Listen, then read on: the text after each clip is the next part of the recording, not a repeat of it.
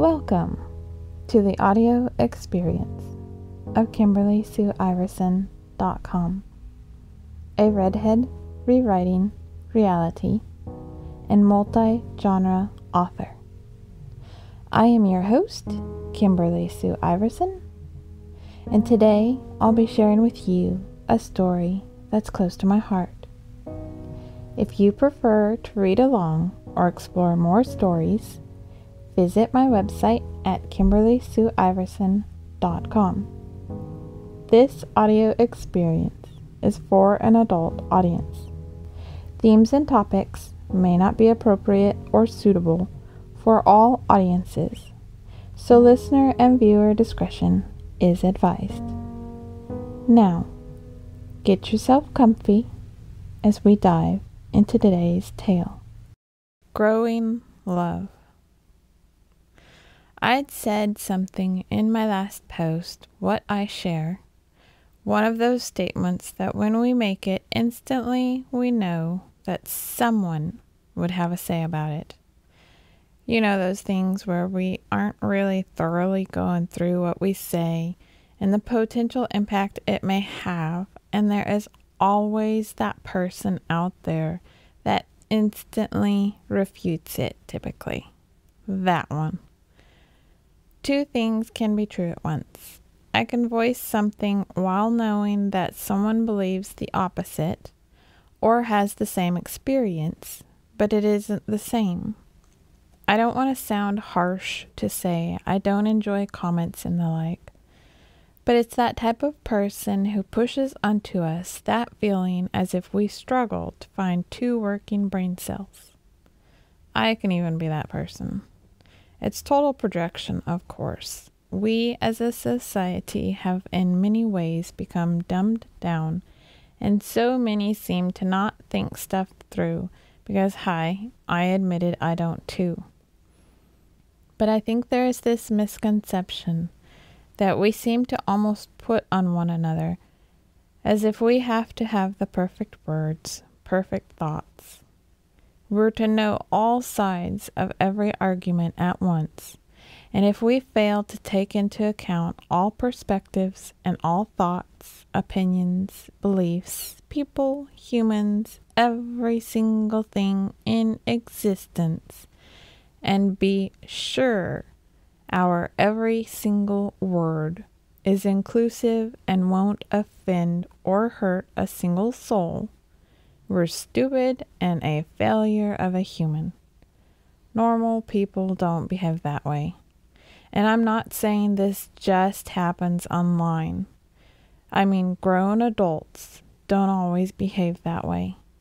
Tell me you haven't encountered one single person like that in real life and dealt with them. I'd love to hear that. I have. They instantly will talk over me, refute me, argue my own belief system, or what I just said in all honesty, as if I lied. That's one thing that can just, it can get on my last nerve. I speak honestly and openly, and when someone is all liar, fast track to Kim remaining quiet to keep hold of that temper tongue. What came to mind just now is this woman my mom brought with her from church, or who knows where. My mom had been huge into angels at that time and belief systems that were purely focused on that, and I think it's how they connected. This woman saw me using silver tinsel to hang paper snowflakes on the ceiling because the tinsel was really thin, and here and there it would reflect the light, so it made a really pretty Christmas-based decorative effect. It was cheap, I had it, problem solved for a pretty decoration. Lady comes in the house with my mom and asks me what I was doing. I said hanging these up, and I explained why. Instantly refuted it, instantly began laughing at me and saying I was clearly on drugs, telling my mom so, and my mom was smiling, focused on whatever she was writing down for the woman. The woman blasted me, stood over me while I sat in the chair, was going on and on about I must be on drugs if I thought that was a good idea. I was quiet because usually how I handle people like that, but she tried to actually argue the point I'd made about how I liked it and it was pretty. I didn't need her to share my thoughts. Those were my thoughts, and that was it. I wasn't going to argue. I wasn't doing it for her, but it only quit when her and my mom left the house. Of course, in my head, I was merely thinking, you seem to be the one on drugs if you think a decoration means I am and are going off on me like that. It's just more about the respect someone shows when voicing their opinion and how hardcore they go to try to convince us of their opinion. How we clearly don't form a solid working thought and we need to be talked to like a child. As humans, we can feel that energy from other people, and I have fully admitted I can be that way at times, and I'm doing my best to learn to catch it because, yeah. The reality is we can't know everything. We aren't perfect. We aren't robots and computers that can cross-analyze every word and thought before it leaves our mouths, so nobody is hurt, offended, or otherwise. We can't know what each new person who we encounter will be offended by. It's also not up to us to coddle everyone who may come into contact with us, so some will get hurt, offended, and otherwise. That's normal human interaction. It annoys me to be refuted, but I never, ever want to silence another and make them feel their thoughts aren't welcome. Your thoughts and opinions are, even if I get annoyed with them. A lot annoys me. Don't worry about it. Seriously. Also, my brother and I annoy each other daily, but we are still best buds, so you know. Not a single person won't hurt us.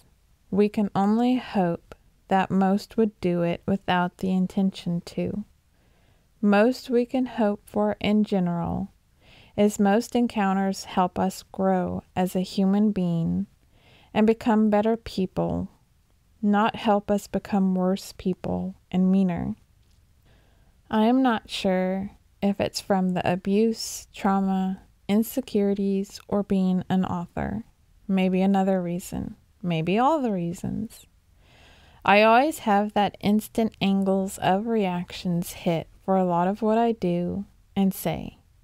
I do it with my writing. It's how I craft a lot of the depth. Do you do this? Tell me if you relate to this in any way. I'd love to hear it in the comments. No matter how I come across or what I say, I welcome even the negative comments. You are welcome to speak here. Just know I may roll my eyes at you if you're a meanie weenie. With one path, all know many of the angles that can come about from it instantly converge, and I will have the different paths and reactions. I don't know if that's a good visual for what I'm conveying. I think of an idea board where you will write a word and then branch off there for ideas when you outline stories, essays, or what have you. With mine, though, it's not going out, but paths coming in toward the main, like voices and opinions. Just how I envision it is all for what I say, write, or do for everyday things. It's part of that needing to over-explain space and defend that my mom would often have me in, and people who do that to us. Reactions coming forth, comments to things we say. That's what happened with what I said in my last blog. As soon as I posted, I heard that one person in my head educating me on what they would need to from a casual comment, which, by the way, is the good side of doing so. It opens me up to new ways of thinking about ideas and thoughts I have. Self-analyzing 101. What was it that I said that's also been making me think about it more? You're special if you can make me fall in love with you. In my head, I was hearing that person who always has this distinct voice when they speak in my head, telling me you can't make someone fall in love with you. People can't make others fall in love with them. Yes and no. I mean, I've been seeing different paths for that too, the more I think about it as time goes on. I've even said it for love. I can grow to love someone. We all can. Love isn't some magical phenomenon. I mean, sure, there are people who maybe aren't capable of it or don't understand that's what they feel, so they figure they've never loved. As I pointed out above, and is always true, there's always so many different and unique perspectives to everything. There will be at least one person who thinks even the most extreme opinion on something. Then again, there are those who feel they love someone and it's just lust or a friendship love, not romantic. Often we don't truly understand how we feel unless we're not with them for a bit. So we can self-reflect and truly look inward, or they leave. They're not as available. Love grows in that space apart when missing someone. We can only hope that that space and time doesn't mean years. I could never begin to consider all thoughts and opinions and cover them with my one meager mind. I am no superintelligence. Hence, I love to hear other perspectives, as long as it's delivered with respect, not, "Let me educate you, you stupid human." I think we all would prefer the former. You would, I'm sure, right? Respect is always nice. Address the idea and give another concept. Criticize the idea, not the person. This is what I think about and how I disagree with that other idea. Not, "That's the stupidest idea I've ever heard, you complete moron." Because as I've mentioned in another blog, it's a great way my editor addresses issues in my work. I am not a part of her critiques. Rarely am I brought in unless it is a work aspect in terms of you can do better. Then that is a me issue. I'm not doing my best because of whatever reason. So it's a me problem, and I need that correction. It's still delivered with respect, if not a very blunt and snappy ruler tone.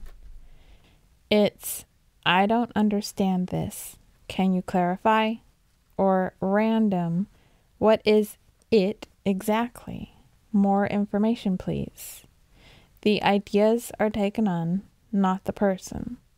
We are far more receptive to changing thoughts by being understood and given other ideas, while having our own ideas respected, heard, and understood. We open up to other thoughts then. Well, most of us. Growth-oriented individuals. I am one. I imagine you are too if you relate to any of what I say or feel a connection to it. Back to my love comment. Yes, I tangent a lot. I am trying to break myself of the habit, so yeah. But also, whatever. You're free to not read or listen. Maybe I'm not the one for you if you know likey. Let's see if one day I accomplish not going on tangents as bad. Making that comment, though, I started to consider how we grow love with another. How we create environments for the other person we're wanting to create that goal with. We create an environment of love for another and create a space for love to grow between us. I did mention how we can be forced in ways to feel love, and I think that can be true as well. Through manipulation would be one method. I think of love bombers when they come from an abuser perspective, captor sort of negative intention. Love bombing us, manipulating us, using methods to falsify what love is like so it creates that connection and forces us in that space we wouldn't have been with them otherwise.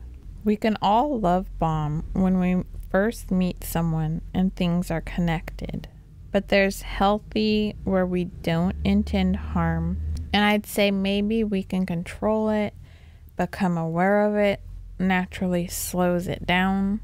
We're simply really excited to get to know that person and can't seem to get enough. Versus the other aspects where the person full on wet blankets us, you're the best thing ever, I think you're so beautiful, and on. They do it with the intention to make us feel those feelings of love that some of us can be highly susceptible to when lonely. Gosh knows I've been in that space, so having someone come around me and shower me with love made me feel amazing. I thought, my God, someone finally sees me and they adore me for all that I am. I'm wanted and needed and craved. I'm being super dramatic. I literally didn't think any of this because I was 20-ish years old. But since I was much younger, it was just a great feeling to be adored that much. I wasn't getting time as much with other friends, so I was a lot more vulnerable to those things. To think someone truly wanted me. I was lonely. I didn't see it then, and I didn't recognize it in me, which made me susceptible to that manipulation. That's something hard about being young. I've always been self-aware, and it heightens with age. But there are experiences that you need to experience firsthand and many times over. Not just in a relationship, but as a bystander, I think helps too. To truly recognize certain behaviors and actions. We still may be susceptible to those actions and manipulators. I've heard even folks who study narcissists and work with them can be susceptible to them, which kind of makes me feel, okay, so I'm normal, not weak if I fall under the spell of someone like that for a time. That's something I default to from it always being put on me by my mom, though. Oh, I'm not stupid. Me basically learning I'm a normal human and not the stupidest, weakest, most pathetic alive, that I shouldn't even breathe air because I'm so inferior. Because it was reiterated in me often, you're stupid for not seeing that. You should have known. You're stupid for thinking that. You should have known better. The reality was, even a supercomputer of intelligence to her would have been stupid. She did that often too. Expected perfection out of computers. Because you know what? They should know they're a computer, you know. They should never break or have faults. So it's no wonder that even a human never fully met her standards, and we all failed. Even those she pretended to be great with. Behind their back, they weren't. Not a single person. So I've learned that when someone acts like that to a huge amount of people, and more so people they actively engage with daily, talk behind their back, not speak well of them when they aren't there to see it, though to their face they're cool, they are doing it about you and me as well. They are speaking about us and behind our back as well, and probably saying something really terrible. Why I try to just say it to your face generally. I'm not always good about it, but if we have issue, you're gonna know. Now though, I can recognize a lot of that behavior, love bombing styles in the negative, and more so my own side, for when maybe I'm more susceptible, like when I'm lonely. Yes, I do get lonely. I can often see it in people when they're beginning to cross the line. You are the greatest thing ever. You've never really actively engaged with me and only ever followed me on social media. You barely know me. Or you've seen some comments, watched me around someone a little, never actively engaged me one-on-one over time, so don't bother to worship, then get mad when you find out I'm human and can't be your little perfect doll. You're emotionally immature and trying to blame me for your own side of it. I will see that pattern and I will, more importantly, feel it in my gut. Don't love me for an idea of me. Love me for the reality of me. You being here daily in my face, actively engaging me, knowing me one-on-one, getting to know me, questioning me, experiencing me for months and years personally. Through my darkest periods when I'm drowning in darkness and there truly is no helping me but to sit in that muck and hold my hand through it until I can claw my way back out. To the lightest, bubbliest, and most obnoxious, energetic, sings like she's in a Disney fairy tale movie at times, side of my personality that makes people think I live in a unicorn and fairy tale world. You don't know the reality of me unless you have experienced both those extreme, full spectrum sides of my personality and still remained around. I think that's something we underestimate. Gut feeling, gut instincts. When we're love-bombed, we may feel and sense whether one is genuine and positive because we're in the beginning stages of getting to know them. And oh my goodness, I don't know about you, but if I like them, I just can't get enough of them. More so when I find out they're intelligent, get my humor, can make me laugh, not be offended easily, respect and value me, and we can dive deep into anything. We can talk and really just say anything to one another. That conversation easily flows and we can just chatter daily. Those connections are just magnifique. But then there are those that will start down that path and it's nothing more than a whisper. But a little screech happens inside. A little scritch of that record where they say something or do something. The gut instincts ignite that go, why did that come out? I remember having that moment on a game I played. I knew better, but still I thought maybe. Because I'm not a person who likes to shut down every person or potential connection just because I've been hurt.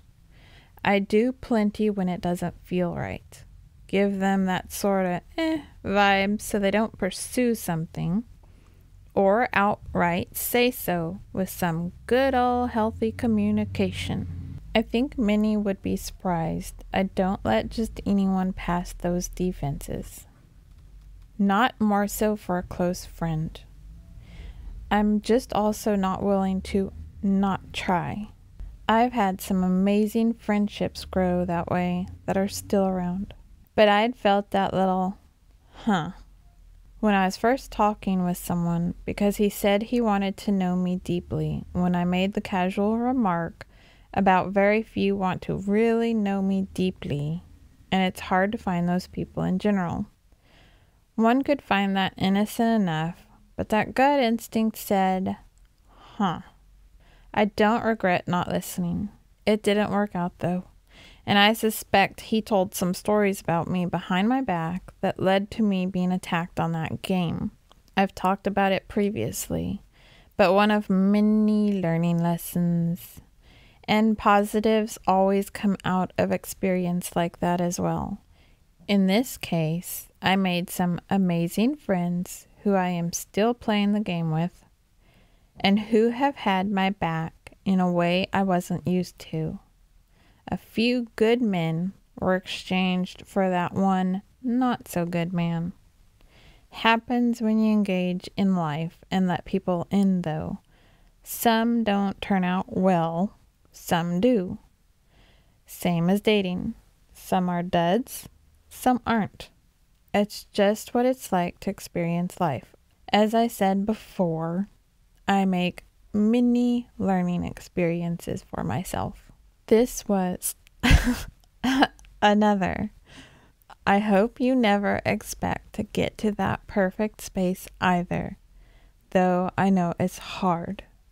But we're all human, and we are all going to mess up. This is also a personal reminder to self. I think we only really fail if we completely give up. I see those comments online. I'm done with relationships. I'm no longer going to bother. Really, it's just a fear and protection mode we enter. I've said that so much in my life. Heck, I am still battling that right now. I want that deep friendship, romantic connection to build a lifetime with, but I have those times that I believe maybe I just need to stop. Then again, I know full well it could be my battles still raging from recovering from being a toxic independent. At that point in my life, I was definitely an avoidant in terms of attachment style, then grew into a mix of anxious and avoidant. So now I'm trying to balance that out and make it more healthy, as in secure. I'm doing pretty well at it, but it's a process, that's for sure. That avoidant just wants to ice out everyone around me and call it a day at times. A lot of those old beliefs I still battle, and it's just fear, I'm sure. Fear of truly connecting that deep to someone for the potential to feel that pain if it doesn't work out, if they pass, if they hurt me, or if it does work out last and I have to learn to connect to another truly and deeply finally. Because to love another, we do have to compromise, sacrifice, and it stops being just about us. You become a we, and that we is something we work on together, not just one or the other. I know there are those relationships where it's just the one side working on it, and I've been there. Relationships are not one-sided. If I don't feel seen and heard by that other person, I'm good. I do want to find that person. I would like to still have belief I can, despite the fears. I've come so far since back then. The girl who did everything in her power to not want a relationship because I was trained that it was pathetic to want love. And I really was that. I'm good with one or without one. Still am. I was too busy living my life to even have it hit me, oh, I should date. For me, the base level beginning is always friendship.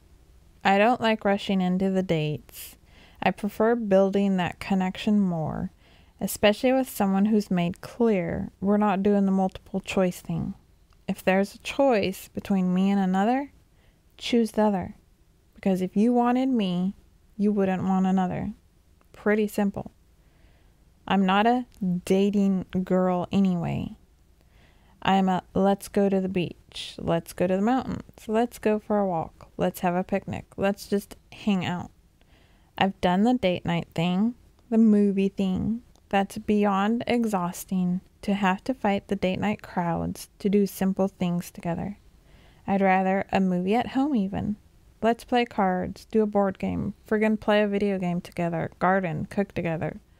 Simple. The majority of dates I've been on, I ended up paying for too. Note, I was younger. Still, at this point, if you're not a traditional type, we're not likely to connect well because I don't feel right paying for the guy. I don't feel right when the guy is spending more time in the bathroom getting ready than I am, so we're late, making me wait, not giving me the most basic respect possible. Just not for me. You can find another. We're just not compatible. It's not pathetic to wish to grow love with another, to love others, to want love, to create a family, even if that family is just us and the other. To have a best friend and companion there to carry life's burdens with, to argue and debate over the silly little things like the color of a curtain, or the bigger things about where we live, or who takes out the trash. You know, the really big things. No, that's not pathetic. For those who haven't followed my journey so far, it was my mom who called me to my face pathetic when she was harassing me for a guy I liked, for wanting a relationship, love, all of that, which was classic of her too, because in the next breath, if a man came near this house, she always asked if he was single. If not, did he know of someone? Because my daughter is single. If they showed interest, however, oh, no. Not what she wanted. It was a game of control, was all. Now he was a drunk. Something was wrong with him if he wanted me. Something was wrong with me if I dared return interest in a guy. I clearly wanted him and was stupid for it. She made an entire story in her head about this one guy she watched on YouTube. I guess one of his followers had the same name as I do, Kimberly. She decided it was me and I was chasing him, he was chasing me. If I had my phone on, I was texting with him and I needed to stop because his family was talking bad about me on the channel. I needed to post a video denouncing it all and them. The next week, bringing it all up again, and it was all good in the hood, so they were gonna help me and loved my channel. No, mother dearest, I can pretty well guarantee they have never once checked out my channel or know me. The next week, a stern talking to from her, telling me stay away, and I needed to stop talking to him. I don't miss that chaotic stuff at all. I told her again and again, I have never once spoken to that man in my life. I don't watch him. I don't engage that family. I never once have contacted any of them at all. They have never contacted me. Didn't believe me. It repeated at least once a month, and sometimes if it went 2 months, I thought, I could breathe. Oh, thank goodness it's done for. Nope. Bam. When I was cleaning and trying to cook, another attack. She thought it was me playing games or listening to YouTube that would make me take hours to cook dinner. Not the, Kim, look. Kim, I need to ask you a question now. Shut up, Kim. I wasn't talking to you. Kim, I told you to stop talking to that guy. Kim, I need to ask you a question. Are you still talking to insert his name I will never say? Kim. I'm sure all of that factors in. No, I am sure to also that fear of love I mentioned. But I did really start to think about that after I made that comment last week. You're special if you can make me fall in love with you.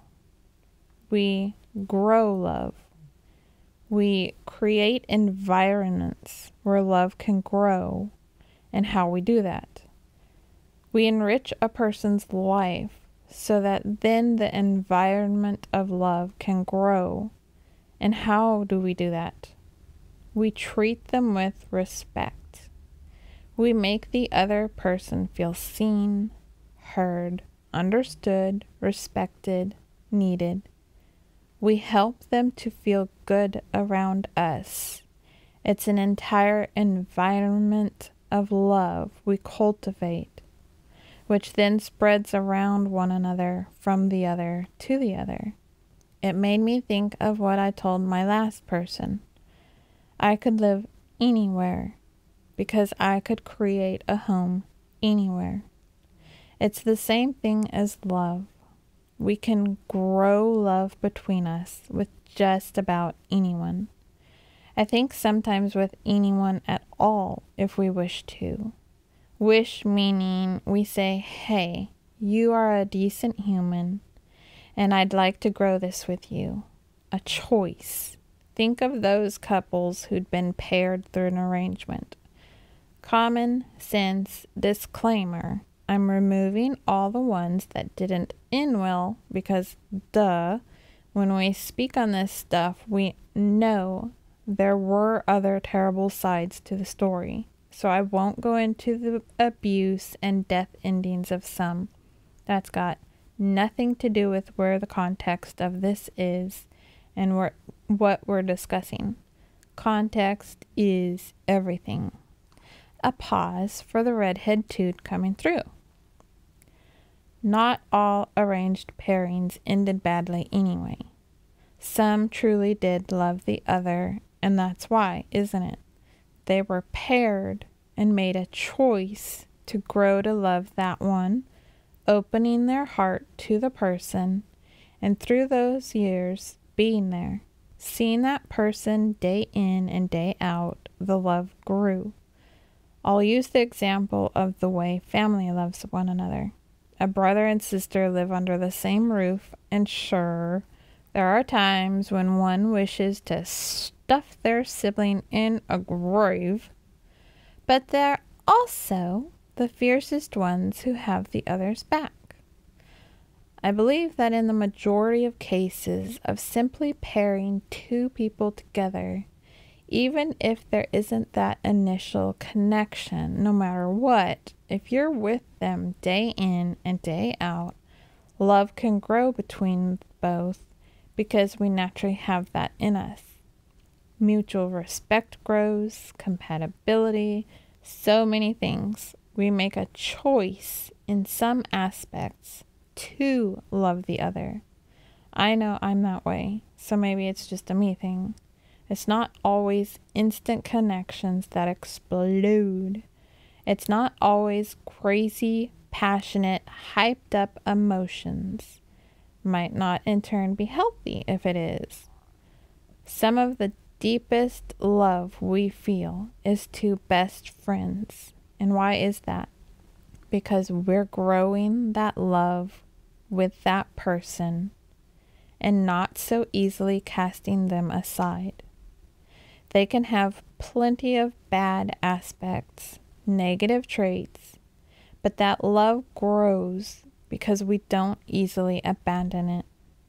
Having too many options and choices, I believe, can hinder us at times.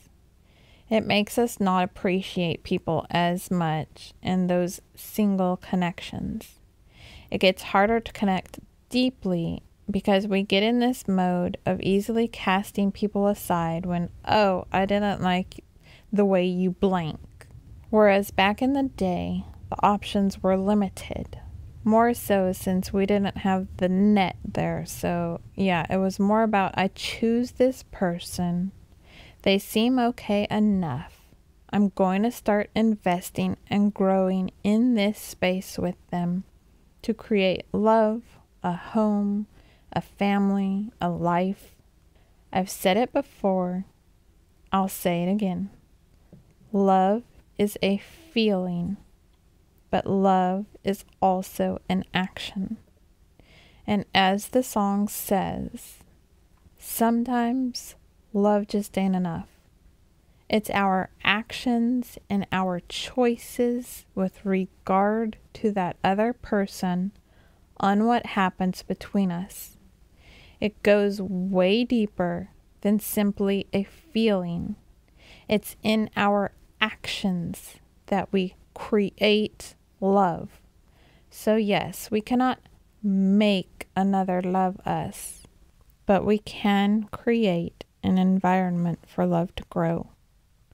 Through our actions, our commitment, our proof to this person, you mean something to me.